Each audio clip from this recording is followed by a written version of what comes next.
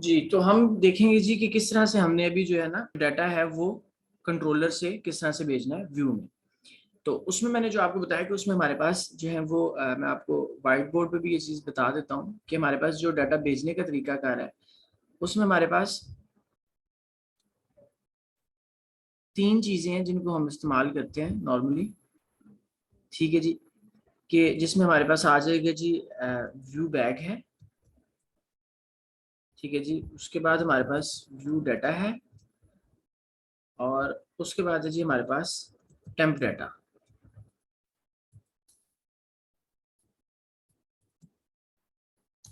ठीक है जी, तो ये 3 चीज़ें जो है ना ये हमारे पास हैं जिनसे हम जो है वो डाटा को क्या कर सकते हैं, शेयर कर सकते हैं, ठीक है जी, फ्रॉम जो है नॉर्मली कंट्रोलर से व्यू के ऊपर डाटा भेजने के लिए। अब इन तीनों में फ़र्क क्या है? ठीक है जी, ये जो पहले 2 हैं ना ये वाले ये जो हैं, ये व्यू डाटा और व्यू बैग, ये दोनों ही सेम है लेकिन इनमें बस छोटा-सा एक डिफरेंस है और वो डिफरेंस क्या है कि जो व्यू बैग है ना, ये आपके पास एज़ ए ऑब्जेक्ट होता है, ठीक है? यानी किसी क्लास ये एक एज ए ऑब्जेक्ट आप असेस करते हैं ना इसको क्लास ऑब्जेक्ट।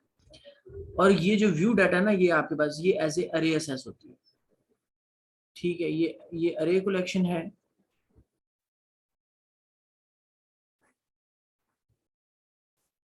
ठीक है जी? व्यू डाटा क्या है, ये एक अरे कलेक्शन है, ठीक है जी? और हमारे पास जो है व्यू बैग ये एक ऑब्जेक्ट है, ठीक है? ये आप ऑब्जेक्ट जो क्लास ऑब्जेक्ट की सूरत में इसको असेस करते हैं। और जो टेम्प डाटा है ये इन दोनों से मुख्तलिफ है। इन दोनों का काम क्या होता है कि आप एक कंट्रोलर से एक व्यू के अंदर डाटा को ट्रांसमिट कर सकते हैं, ठीक है?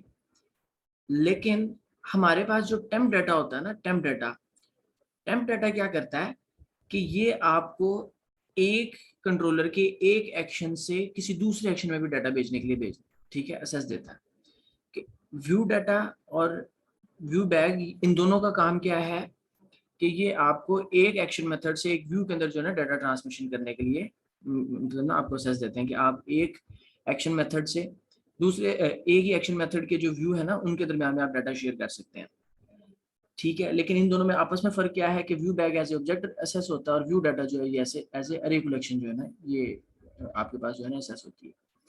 लेकिन जो आपके पास टेम्प डाटा है, टेम्प डाटा क्या चीज़ है कि ये आपको across multiple actions in one controller जो है ना वो डाटा को ट्रांसमिट करने की एसेस देता है कि अगर मेरे पास ये एक कंट्रोलर है और उसके अंदर मैंने एक एक्शन मेथड बनाया हुआ है ए, ठीक है? और इसका एक व्यू है स्मॉल ए। तो व्यू बैग और व्यू डाटा की मदद से मैं क्या कर सकता हूँ कि इस कंट्रोलर से यानी इस कंट्रोलर के एक्शन मेथड से इसके व्यू को डाटा भेज सकता हूँ, ठीक है? लेकिन जो अगर मेरे पास इसी कंट्रोलर ए के अंदर एक और एक्शन मेथड है बी, तो व्यू डाटा और व्यू बैक की मदद से मैं इस बी में डाटा नहीं भेज सकता, ठीक है? या इस बी से मैं जो है वो किसी दूसरे एक्शन मेथड में डाटा नहीं भेज सकता। लेकिन जो आपके पास टेम्प डाटा मौजूद है, टेम्प डाटा क्या करता है कि आप किसी कंट्रोलर के एक एक्शन मेथड से दूसरे एक्शन मेथड में भी डाटा भेज सकते हैं। यानी इसका जो आप कह लें कि लाइफ स्पैन है वो ज़्यादा है, ये पूरे कंट्रोलर तक होता है, ठीक है? इसका जो स्कोप है वो पूरे कंट्रोलर के अंदर है और इसका जो स्कोप है ये with in one action method है, ठीक है? इन दोनों में ये डिफरेंस है।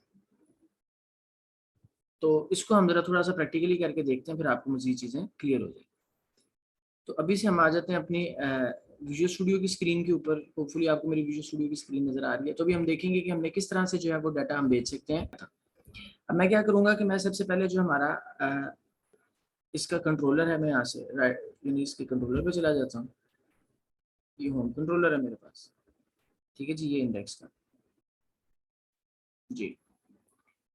तो मैं इसके होम कंट्रोलर पे अब यहाँ पे अब देखिए मेरे पास यहाँ पे तो जो है ये we are from section blue ये लिखा हुआ है ये सारी चीज़ें। अब मैंने अगर कंट्रोलर से डाटा भेजना है तो वो मैं किस तरह से भेजूंगा, इसको मैं रन कर रहा हूँ आपके सामने। सबसे पहले चला के देख लेते हैं इसे।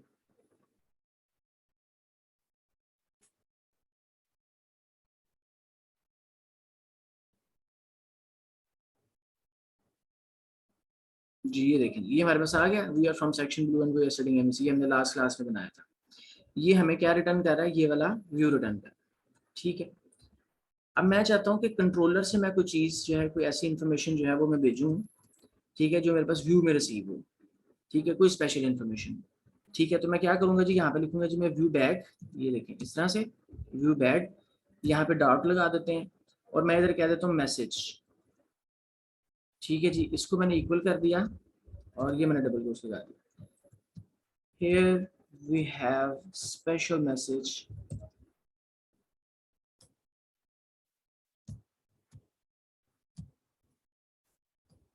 from controller, कि कंट्रोलर से हमको स्पेशल मैसेज भेजना चाह रहे हैं हमारे किसमें, व्यू में। तो सिंपली मैंने क्या करना है, व्यू बैग लिखना है और डॉट लगा के मैसेज मैंने लिखना है। ये व्यू बैग इस तरह से काम करता है। और व्यू डाटा क्या है, मैंने आपको बताया कि ये as a class object access होता है ना, डॉट लगा के। लेकिन हमारे पास जो व्यू डाटा है, ये देखें ये किस तरह से होगा, ये इस तरह से होगा। सेम वही चीज़ है कि अगर आपने व्यू मैसेज में डाटा भेजना है तो वो आप इस तरह से भेजेंगे, लेकिन ये एज ए अरे कलेक्शन असेस होती है। नहीं उमैर, ये अलर्ट की तरह काम नहीं करता, ठीक है। इन दोनों में बस फर्क ये है कि इसमें आपको इस तरह से डबल कोट्स के अंदर ये मैसेज लिखना पड़ता है और इसके अंदर आपको ये डॉट लगा के बस मैसेज लिखते हैं। तो मेरे ख्याल से ये ज्यादा बेहतर तरीका है as compared to this one, ठीक है। तो अभी हम सिर्फ व्यू बैग यूज कर रहे हैं, मैं व्यू डाटा को कमेंट कर देता हूँ, ठीक है। अब यहाँ से मैंने डाटा कंट्रोलर से मैंने भेजा मैसेज के अंदर डाल के, अब इसको मैंने रिसीव करना है अपने व्यू में। तो किस तरह से करूंगा, मैं इसके व्यू में जाऊंगा, गो टू व्यू, और यहाँ पे जाके मैं क्या करता हूँ जी, यहाँ पे आके मैं एक पी का टैग लगाता हूँ, ठीक है। स्टाइल कलर रेड कर देते हैं इसका,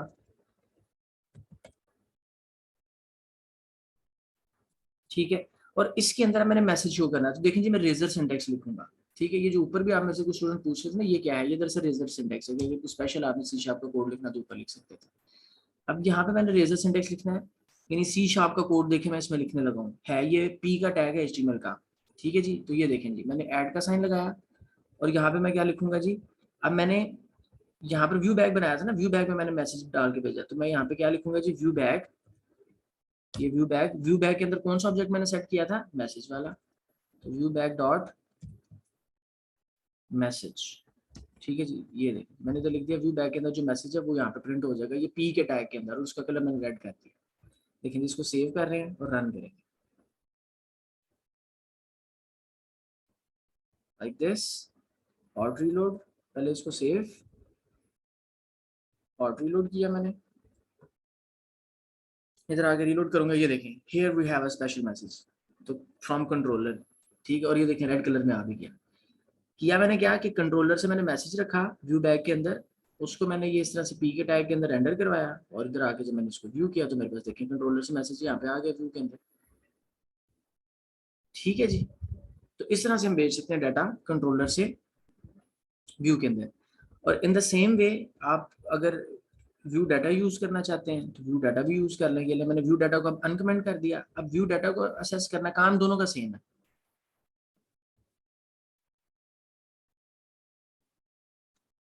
फंक्शंस को भी भेज सकते हैं, नहीं जी आप सिर्फ टेक्स्ट यहाँ से व्यू बैग या व्यू डाटा के अंदर जो डाटा है ना सिर्फ वो शेयर कर सकते हैं। जिस तरह एक वेरिएबल होता है ना, ये समझ लें कि एक वेरिएबल है जो आप यहाँ कंट्रोलर से भेजेंगे और वो आपके पास इधर व्यू में रिसीव होगा।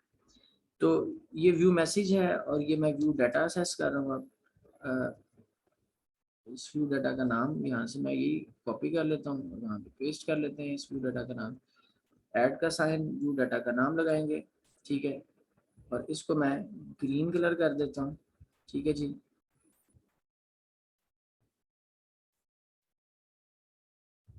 आप क्या करें कि कंपनी की इन्फॉर्मेशन जो है ना, अबाउट अस का सेक्शन है, उनका फोन नंबर और कंपनी की जो डिटेल्स होती हैं कि कब से बनी हुई है, ये सारी चीजें रख लें डाटाबेस में, ठीक है। हम डाटाबेस में रख लेंगे और यहाँ पे क्या करेंगे कि व्यू में कैसे प्रिंट करवाएंगे, हम कंट्रोलर से भेज के, ठीक है। कंट्रोलर से हम डाटा भेजेंगे, वो व्यू में हमारे पास आ जाएगा यहाँ पे। तो यहाँ पे फिर डाटा जो है ना हार्ड कोड नहीं होगा आपका। अभी तो मैंने यहाँ पर ये डाटा इधर से लिख के भेज रहा हूँ ना कि व्यू, ये इसमें व्यू बैग में मैसेज मैंने खुद टाइप किया है, तो हो सकता है मैं इसमें व्यू बैग में डाटा जो है वो डाटाबेस से निकाल के इसके इक्वल सेट कर दूं और यहाँ पर अपने फिर व्यू में क्या करूंगा, यहाँ पे वही व्यू बैग से डाटा प्रिंट करवा दूं। तो इस केस में क्या होगा कि अगर कल को मुझे इन्फॉर्मेशन चेंज करनी पड़ती है तो मैं एक फॉर्म बना लूंगा, उस फॉर्म के जरिए क्या करूंगा, डाटाबेस में जाकर बस चेंज करूंगा, तो मेरे पास व्यू में ऑटोमेटिकली चेंज हो जाएगा, मुझे दोबारा कोड नहीं चेंज करना पड़ेगा, यानी चलते हुए एप्लीकेशन ही मैं क्या करूंगा कि उसमें चेंजेस कर सकूंगा, कि मैं डाटाबेस में वैल्यू अपडेट करवाऊंगा एक फॉर्म के जरिए, फॉर्म बना के, तो वो क्या होगा, वो मेरी वेबसाइट का जो होम पेज है उसके ऊपर चेंजेस हो जाएंगे।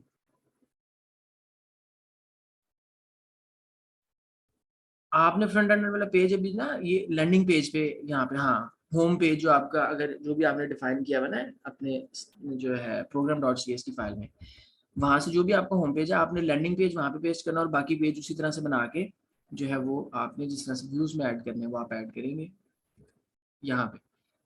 जैसे ये व्यूज है ना, होम कंट्रोल, होम में आपके पास स्टूडेंट्स हैं, ठीक है, ये मल्टीपल पेजेस बनाए हुए हैं मैंने, ठीक है। इसी तरह से आप देख लें आपके कितने कंट्रोलर बनने हैं, कितने वो बनने हैं, व्यूज बनने हैं, तो उसके अंदर आप कर लेंगे। जी उमेर का क्वेश्चन क्या था आप जी? अ, उमेर, उमेर कह रहे हैं जी सर अगर इसको हाइड करना हो तो कैसे करेंगे? उमेर ये अभी तो हमारे पास सिर्फ डिस्प्ले हो रहा है, इसको अगर आपने हाइड करना है तो वो जाहिर है किसी इवेंट क्लिक के ऊपर होगा, तो वो आप जावास्क्रिप्ट से भी कर सकते हैं कि सर्वर साइड के ऊपर आप क्या करेंगे, उस बटन क्लिक के इवेंट के ऊपर वहां से डाटा ना भेजें, तो वो डाटा प्रिंट नहीं होगा। तो ये व्यू डाटा है, तो अब जरा व्यू डाटा को भी चला के देख लें, हमारे पास टाइम ऑलरेडी थोड़ा सा कम है।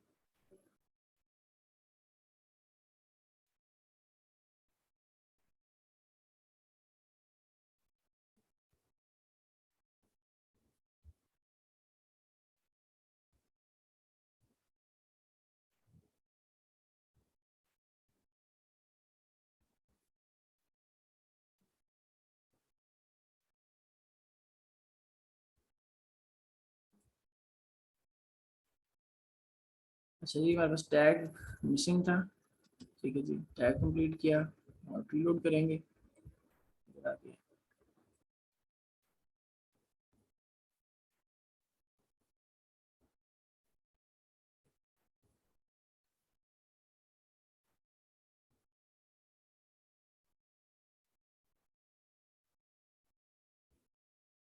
इसको मुझे दोबारा से रन करना पड़ेगा, जस्ट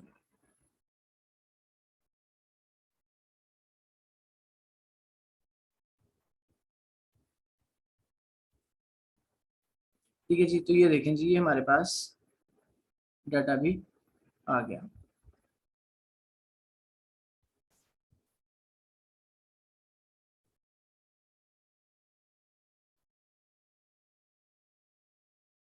जी इस तरह से ये देखें, here we have a special message for controller, यानी ये डाटा हमने व्यू बैक के थ्रू लेके आए हैं, और ये डाटा जो है हम वो व्यू डाटा के थ्रू लेके आए हैं। तो अभी हमारे पास जो टेम्प डाटा मैंने आपको बताया, टेम्प डाटा दरअसल क्या चीज़ है कि टेम्प डाटा भी आप डिक्लेयर कर सकते हैं, वो भी यहीं पे ऐसे ही डिक्लेयर होता है, ठीक है। ये देखें जैसे कि टेम्प डाटा ना ये भी ऐसे कलेक्शन ही है, लेकिन इसका ना स्कोप ज़्यादा होता है, कि अब देखें मैंने क्या करना है कि इस एक्शन मेथड से मैंने इस एक्शन मेथड में डाटा भेजना है, ठीक है, कि मैं कोई डाटा यहाँ पर सेट करूँ और उसको असेस इस सेकंड अपने व्यू में असेस करूँ। तो वो जो सिर्फ है वो सिर्फ टेम्प डाटा के थ्रू पॉसिबल है, कि मैं यहाँ पर मैसेज लिख देता हूँ कि मैसेज अक्रॉस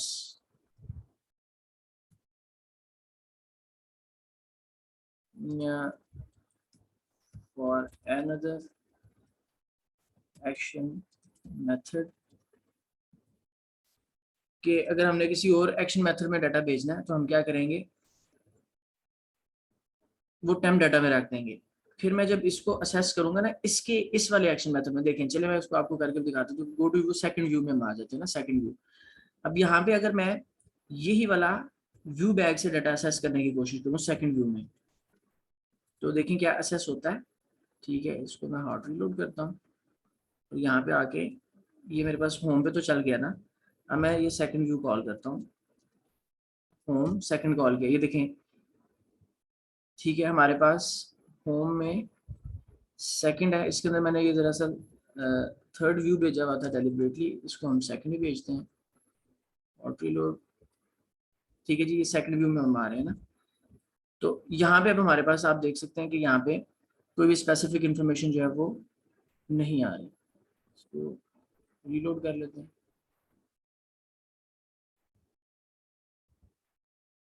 क्योंकि हमारे पास व्यू बैग जो है वो अपडेट हुआ है, इसको हम होम सेकंड पे आ रहे हैं जी। देखिए जी ये मैं सेकंड व्यू में आ रहा हूँ और यहाँ पर व्यू बैग का डाटा देखें ये नहीं आ रहा ना, वो क्यों नहीं आ रहा, क्योंकि सेट तो मैंने ये पहले एक्शन वाले इस वाले एक्शन मेथड में सेट किया हुआ ना ये, लेकिन इसको असेस मैं कर रहा हूँ सेकंड के व्यू के अंदर जाके, तो ये तो असेस नहीं होगा।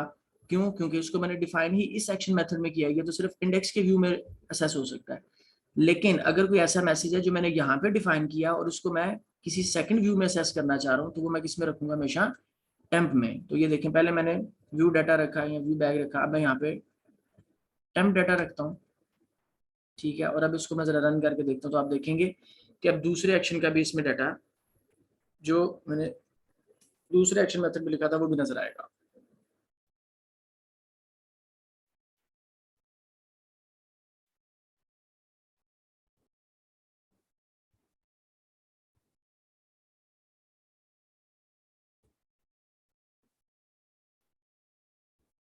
ठीक है जी, मैं दोबारा से सेकंड में आ रहा हूँ।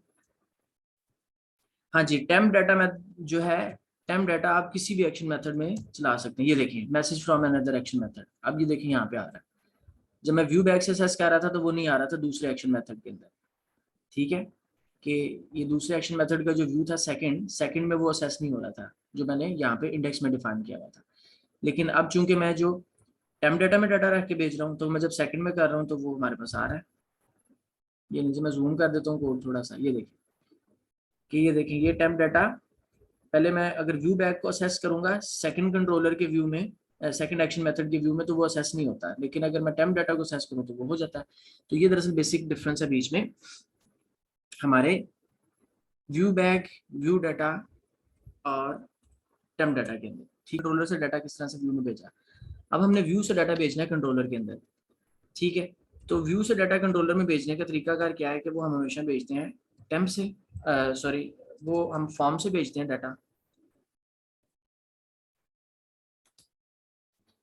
ठीक है, अब वो फॉर्म से किस तरह से भेजते हैं कि यहाँ पे हम एक डिक्लेयर करेंगे फॉर्म। ठीक है जी, मेथड इसका मैं लिख देता हूँ जी, कि हमारे पास दो मेथड होते हैं, गेट और पोस्ट। तो अभी हम क्या देते हैं कि गेट से ही हम इसको असेस करेंगे। ठीक है, और इसके बाद इसके एक्शन का नाम हमें बताना होता है कि किस एक्शन में हम जो है ना वो इसको रिसीव करेंगे। तो इधर हम इसका नाम रख देते हैं टेस्ट, कि टेस्ट एक्शन है। और इस एक्शन को मुझे फिर यहाँ पे भी डिक्लेयर करना होगा। ठीक है, कुछ इस तरह से।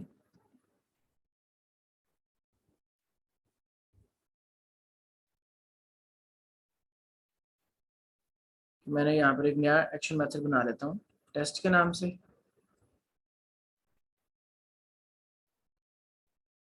जी, अब्दुल्ला कह रहे हैं कि हम वैसे भी तो यहाँ पर व्यू में लिख सकते हैं ना, जो है मैसेज हमें कंट्रोलर से भेजना जरूरी होता है। तो अब्दुल्ला इसका आंसर ये है कि यहाँ पे जो आप मैसेज, मैंने पहले भी बताया कि यहाँ पे जो आप चीज लिख देंगे ना हार्ड कोड, वो सिर्फ कोड से आप यानी ना मतलब अभी लिख रहे हैं ना।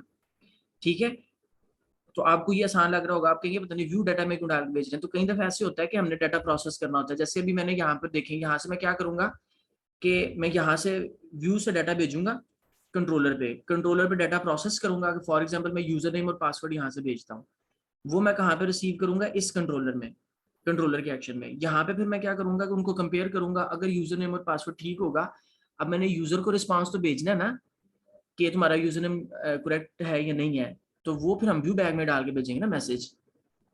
यानी हमने कुछ डाटा कई दफा जब कंट्रोलर में रिसीव करते हैं तो उसको हमें प्रोसेस करना पड़ता है, फिर उसके प्रोसेस करके फिर हमने यूजर को भी कुछ बताना होता है कि आपने ये काम ऐसे करना है और ये काम ऐसे करना है। तो ये उसके लिए हम फिर इस्तेमाल करते हैं। ठीक है, चलें जी। अब जो डाटा यहाँ से हमने भाई भेजना है, तो यहाँ से अब हम इनपुट, ठीक है जी, आप एक इनपुट टाइप डिक्लेयर कर दें, यहाँ पे इसकी टाइप बता दें। टाइप इज इक्वल्स टू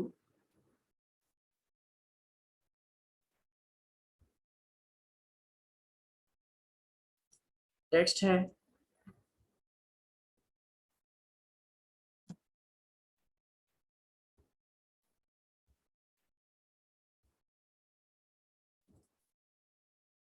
ठीक है जी, तो इनपुट टाइप टेक्स्ट हमने रख दिया और इसका मैं एक नाम रख दूंगा यूजर नेम। यू नेम कर लेते हैं, ठीक है। और इसी तरह से मैंने एक और भी इनपुट टाइप टेक्स्ट डिक्लेयर कर दी, उसको मैंने नाम रख दिया यू पास, ठीक है जी। तो ये दो चीज़ें मैंने यहाँ पे रख दी और इसको मैंने गेट मेथड के थ्रू भेज दिया एक्शन टेस्ट में। एक्शन टेस्ट मैंने यहीं पे डिक्लेयर कर दिया। अब यहाँ से मुझे ना दो चीज़ें पास में कर रहा हूँ, एक यूज़र नेम और एक यूज़र का पासवर्ड। तो वो मैं यहाँ पे रिसीव कर लूँगा, string user name string you pass, यानी डाटा भेज रहे हैं ना हम क्लाइंट से सर्वर के ऊपर, ये कंट्रोलर के ऊपर, ठीक है जी। तो इसको आप जरा थोड़ा सा ट्राई करके देखते हैं कि ये किस तरह से काम कर।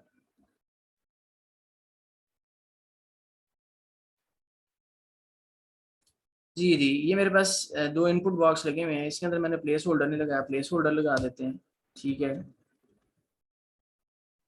ठीक है जी, इधर लिख देते हैं जी एंटर यूजर नेम, यहाँ पे प्लेस होल्डर में लिख देते हैं एंटर पासवर्ड, ठीक है। तो इसकी टाइप फिर हमें, अगर जो पासवर्ड है टाइप इसकी पासवर्ड रखनी चाहिए ताकि वो स्क्रीन पे नजर ना आए जो हम टाइप कर रहे हैं, ठीक है जी। एंटर यूजर नेम, जी बिल्कुल जी, एंटर यूजर नेम में अपना नाम एंटर कर देता हूँ, उससे पासवर्ड 1 2 3,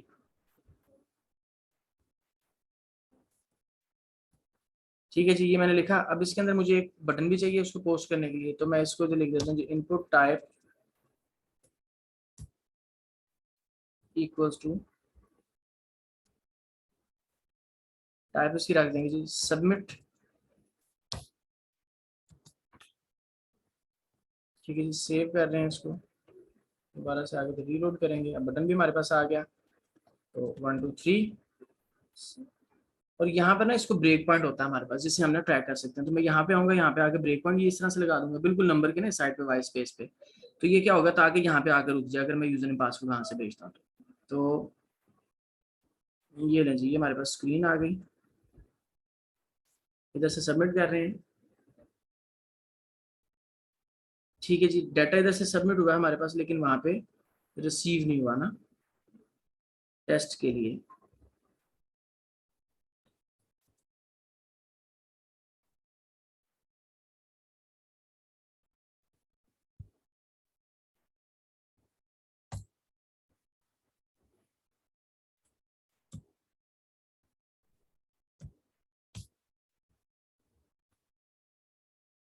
अभी हमारे पास ये देखिए ये नज़र नहीं आएगा। अगर मैं इसकी टाइप यहाँ पे आके टेक्स्ट कर देता हूँ, ठीक है। अब इसको रिलोड करता हूँ,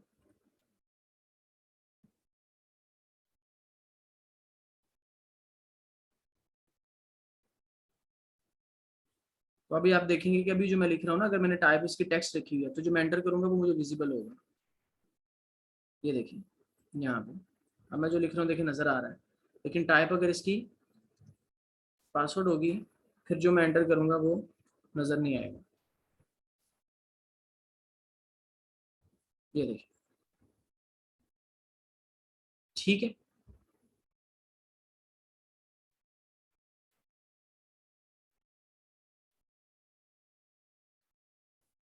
चलेंगे, ठीक है जी। तो ये हमारे पास है, हम इसको दरअसल चेंज करके देखते हैं पोस्ट के ऊपर। अच्छा, हमारे पास यहाँ पे ये नाम सेम होने चाहिए थे, यू नेम और यू पास ही है यहाँ से भी जो हम भेज रहे हैं।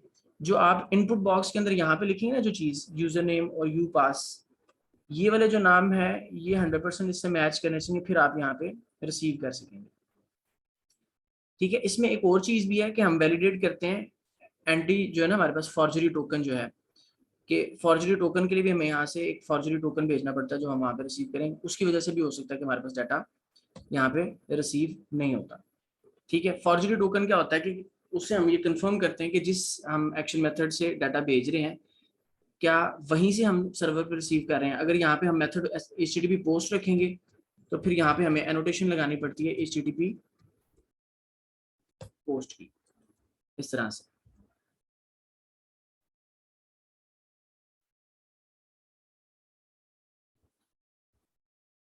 हाँ जी, व्यू में भी तक हम कुछ नहीं रिटर्न कर रहे, अभी व्यू में हम कुछ अगर रिटर्न करवाना है तो अभी अभी हम फिलहाल कुछ रिटर्न नहीं कर रहे, पहले हम डाटा रिसीव करेंगे, डाटा रिसीव करके उसको प्रोसेस करेंगे, फिर रिटर्न करवाएंगे। अभी तो यहाँ पे सिर्फ ब्रेक पॉइंट हमने लगाया।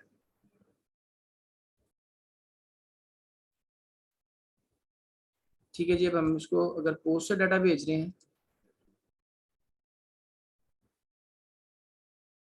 ठीक है। अच्छा, गेट और पोस्ट में अब बेसिक डिफरेंस क्या है, ये पहले सबसे पहले नोट कीजिएगा कि अगर मैंने यहाँ पे गेट लिखा है ना, ठीक है, और मैं डाटा अगर यहाँ से सेंड करता हूँ,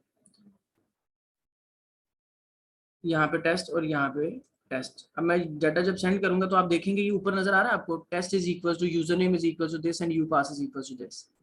यानी जो मैंने डाटा लिखा वहां पे मैंने यूजर नेम और टेस्ट लिखा और पासवर्ड टेस्ट लिखा, ये मुझे यहाँ पर अपनी यूआरएल में नजर आ रहा है मैंने क्या एंटर किया। ठीक है, लेकिन अगर मैं यहाँ पे मेथड क्या करता हूँ, पोस्ट करता हूँ, और उसके बाद यहाँ पे आके डाटा लिखता हूँ, इसमें टेस्ट और यहाँ पे भी कुछ, अब सबमिट करूंगा, इसको मुझे हार्ड रीलोड करके रीलोड करना चाहिए पहले। चलें जी, रीलोड कर लिया।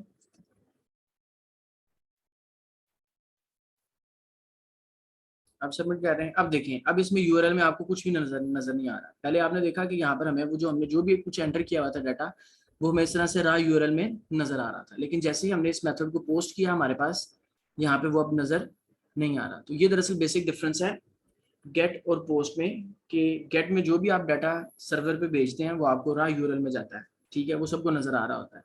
लेकिन अगर आप पोस्ट में भेजेंगे तो वो फॉर्म बॉडी के साथ जाता है, वो आपको इस तरह से रहा यूआरएल में नजर नहीं आता। जितनी आपकी इनपुट्स होंगी, जितना आप डाटा रिसीव करना चाह रहे हैं, वो सब का सब आपका यहाँ पे उतने ही पैरामीटर मौजूद होने चाहिए।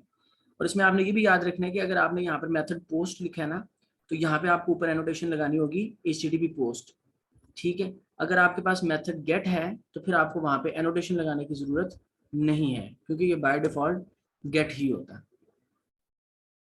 ठीक है जी।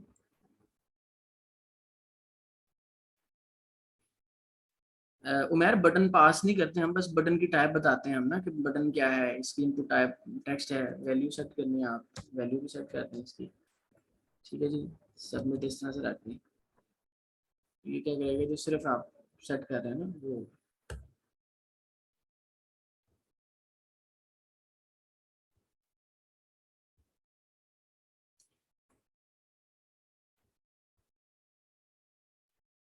अच्छा जी, अभी एक्शन हमने कॉल कौन सा करना है, अब जहाँ पर हमने डाटा भेजना है कि होम कंट्रोलर के कौन सा एक्शन कॉल करना है, हमने टेस्ट वाला। तो मैंने यहाँ पर क्या लिखा, पहले होम लिखूंगा, होम में किधर जाना है हमने, टेस्ट में। इसका एक ऑल्टरनेट वे भी है, ठीक है जी, उसमें HTML हेल्पर के साथ, वो हम बाद में देखेंगे। तो मैंने इधर बता दिया कि मैंने कौन से एक्शन में जाना है, ठीक है। अब मैं आके इधर से रीलोड, ठीक है, मेथड गेट गेट ही यूज कर रहे हैं अभी, टेस्ट टेस्ट सबमिट। ये देखिए अब ये ब्रेक पॉइंट लग गया यहाँ पे आकर रुके हम ना, अब कॉल हो गई है। यूजर में देखें क्या आ रहा है, टेस्ट आ रहा है। यू पास में देखें टेस्ट आ रहा है, यानी जो डाटा मैंने ये अपने व्यू से भेजा है, ठीक है, HTML के थ्रू यहाँ पे लिख के, आप देख रहे हैं वो मेरे पास यहाँ पे, ये हमारे जो एक्शन मेथड है यहाँ पे हमारे पास रिसीव हो गया। ठीक है, अब ये डाटा मेरे पास रिसीव हो गया, ठीक है, इसका मतलब मेरे पास अब डाटा आ रहा है। अभी जैसे मैं क्या करूंगा, मैं कोई भी व्यू रिटर्न करवा सकता हूँ। ये देखें ना, अब इसको व्यू मिल नहीं रहा टेस्ट के नाम से, क्योंकि मैंने व्यू यहाँ पर इसका बनाया ही नहीं है। अब मैं इसको अगर फॉर एग्जांपल कोई भी एग्जिस्टिंग व्यू देना चाहता हूँ, जैसे मैं ये इंडेक्स का ही व्यू इसको देना चाहता हूँ, मैं इंडेक्स का व्यू भी कॉल कर देता हूँ यहाँ पे डबल कोट्स के अंदर, व्यू का नाम रख देते हैं हम इंडेक्स। ठीक है, ये मैंने इंडेक्स ही रख दिया, और यहाँ पे मेरे पास व्यू बैग के अंदर मैं मैसेज डाल के भेजूंगा। लेकिन उससे पहले मैं कुछ प्रोसेसिंग कर लेता हूँ, मैं चेक कर लेता हूँ कि इफ यू नेम, ठीक है जी, इक्वल टू टेस्ट है, एंड यू पास जो है वो इक्वल टू क्या है, टेस्ट है। यानी कि अगर यूजर नेम और पासवर्ड ये है तो क्या करो, व्यू बैग के अंदर रख दो लॉग इन सक्सेसफुल, और एल्स अगर यूजर नेम और पासवर्ड इसके इक्वल नहीं है तो व्यू बैग में क्या रख दो,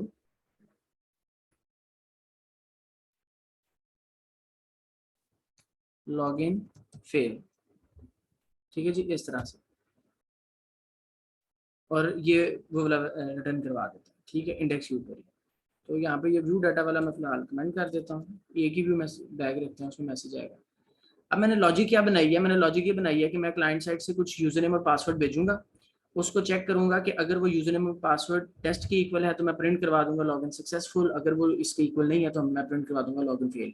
अभी तो मैं यहाँ पे टेस्ट टेस्ट मैनुअल लिख रहा हूँ ना, तो ये हम डेटाबेस में भी यूजर का नाम और पासवर्ड स्टोर करवा के और बाद में फिर वहां से भी वेरीफाई कर सकते हैं। रिलोड कर देते हैं,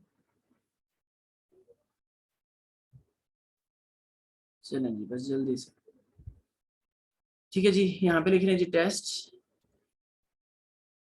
टेस्ट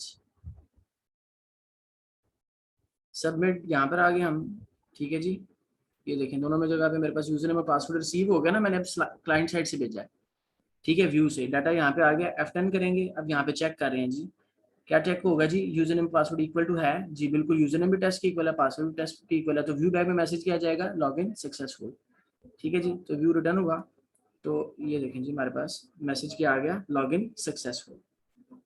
और इसी तरह से अगर मैं यूजर नेम पासवर्ड गलत भेजता हूँ, मैं यहाँ पे यूजर नेम टेस्ट भेज देता हूँ और पासवर्ड 123 भेज देता हूँ, तो अब क्या होगा चेक करते हैं, सबमिट कर रहा हूँ, डाटा रिसीव हुआ, इधर टेस्ट आया, यहाँ पे 123 आया, F10 करते हैं, नेक्स्ट लाइन जी, तो इसको इसने चेक किया, ये तो ये वाली कंडीशन फॉल्स होगी मेरी, ठीक है, तो ये क्या चला गया लॉगिन फेल में,